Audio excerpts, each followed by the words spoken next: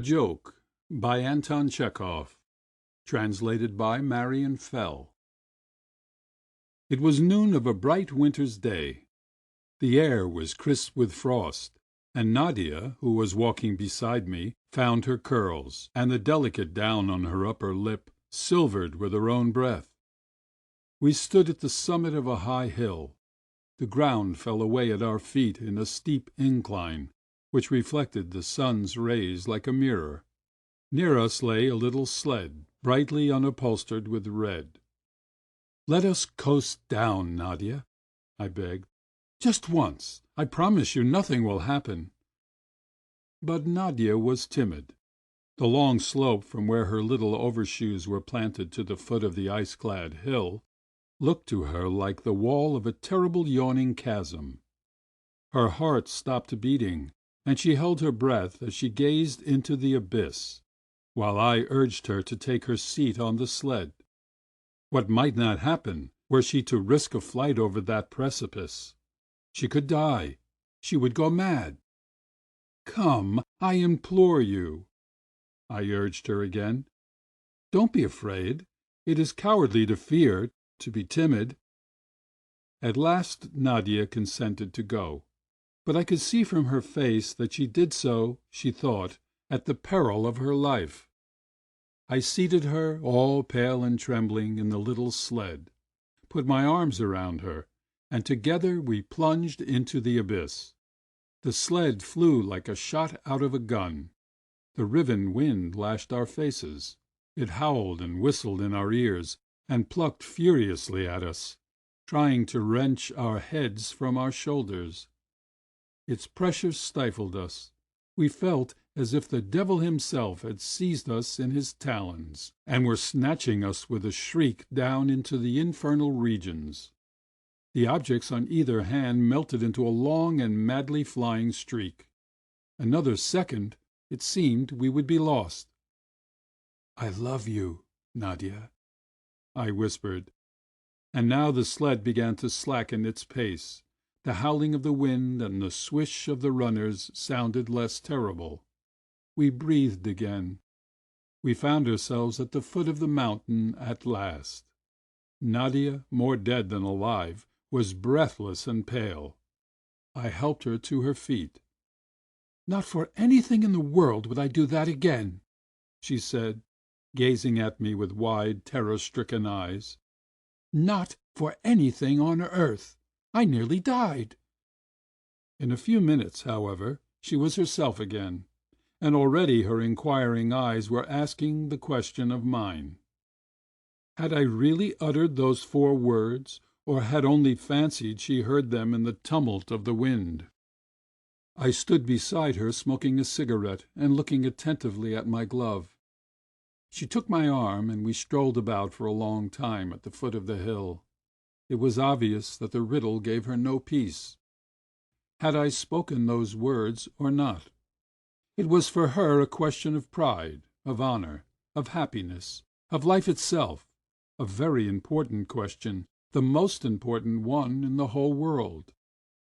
Nadia looked at me now impatiently, now sorrowfully, now searchingly. She answered my questions at random and waited for me to speak. Oh, what a pretty play of expression flitted across her sweet face! I saw that she was struggling with herself. She longed to say something, to ask some question, but the words would not come. She was terrified and embarrassed and happy. "Let me tell you something," she said, without looking at me. "What?" I asked. Let us slide down the hill again." We mounted the steps that led to the top of the hill. Once more I seated Nadia, pale and trembling, in the little sled. Once more we plunged into that terrible abyss. Once more the wind howled and the runners hissed, and once more, at the wildest and most tumultuous moment in our descent, I whispered, "I love you, Nadia." When the sleigh had come to a standstill, Nadia threw a backward look at the hill down which we had just sped, and then gazed for a long time into my face, listening to the calm, even tones of my voice. Every inch of her, even her muff and her hood, every line of her little frame, expressed the utmost uncertainty. On her face was written the question, what could it have been? Who spoke those words? Was it he, or was it only my fancy? The uncertainty of it was troubling her, and her patience was becoming exhausted. The poor girl had stopped answering my questions. She was pouting and ready to cry.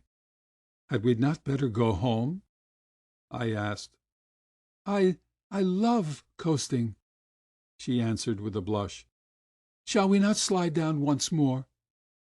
She loved coasting, and yet, as she took her seat on the sled, she was as trembling and pale as before, and scarcely could breathe for terror. We coasted down for the third time, and I saw her watching my face and following the movements of my lips with her eyes. But I put my handkerchief to my mouth and coughed, and when we were halfway down I managed to say, I love you, Nadia. So the riddle remained unsolved. Nadia was left pensive and silent. I escorted her home, and as she walked she shortened her steps and tried to go slowly, waiting for me to say those words. I was aware of the struggle going on in her breast, and of how she was forcing herself not to exclaim, The wind could not have said those words. I don't want to think that it said them. Next day I received the following note. If you are going coasting today, call for me. N. Thenceforth Nadia and I went coasting every day, and each time that we sped down the hill on our little sled, I whispered the words, I love you, Nadia. Nadia soon grew to crave this phrase as some people crave morphine or wine. She could no longer live without hearing it, though to fly down the hill was as terrible to her as ever. Danger and fear lent a strange fascination to those words of love, words which remain a riddle to torture her heart. Both the wind and I were suspected. Which of us two was confessing our love for her now seemed not to matter. Let the draught be but hers, and she cared not for the goblet that held it. One day at noon I went to our hill alone. There I perceived Nadia. She approached the hill, seeking me with her eyes, and at last I saw her timidly mounting the steps that led to the summit. Oh, how fearful, how terrifying she found it to make that journey alone! Her face was as white as the snow, and she shook as if she were going to her doom. But up she climbed, firmly, without one backward look. Clearly she was determined to discover once for all whether these wondrously sweet words would reach her ears if I were not there. I saw her seat herself on the sled, with a pale face and lips parted with horror, saw her shut her eyes and push off, bidding farewell for ever to this world. Zzz! Hissed the runners. What did she hear? I know not. I only saw her rise tired and trembling from the sled, and it was clear from her expression that she could not herself have said what she had heard. On her downward rush, terror had robbed her of the power of distinguishing the sounds that came to her ears. And now, with March, came the spring. The sun's rays grew warmer and brighter. Our snowy hillside grew darker and duller, and the ice crust finally melted away. Our coasting came to an end. Nowhere could poor Nadia now hear the beautiful words, for there was no one to say them. The wind was silent, and I was preparing to go to St. Petersburg for a long time, perhaps forever.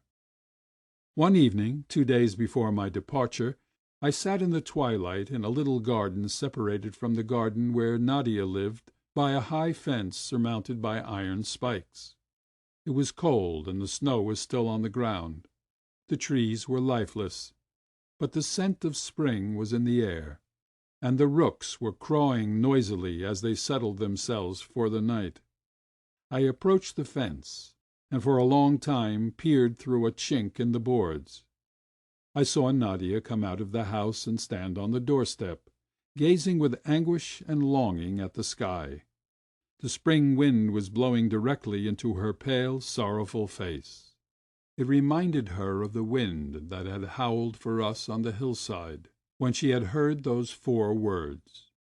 And with that recollection her face grew very sad indeed, and the tears rolled down her cheek. The poor child held out her arms, as if to implore the wind to bring those words to her ears once more. And I, waiting for a gust to carry them to her, said softly, "I love you, Nadia." Heavens, what an effect my words had on Nadia! She cried out and stretched forth her arms to the wind, blissful, radiant, beautiful. And I went to pack up my things. All this happened a long time ago. Nadia married. Whether for love or not matters little. Her husband is an official of the nobility, and she now has 3 children. But she has not forgotten how we coasted together, and how the wind whispered to her, "I love you, Nadia." That memory is for her the happiest, the most touching, the most beautiful one of her life. But as for me, now that I have grown older, I can no longer understand why I said those words, and why I jested with Nadia. End of A Joke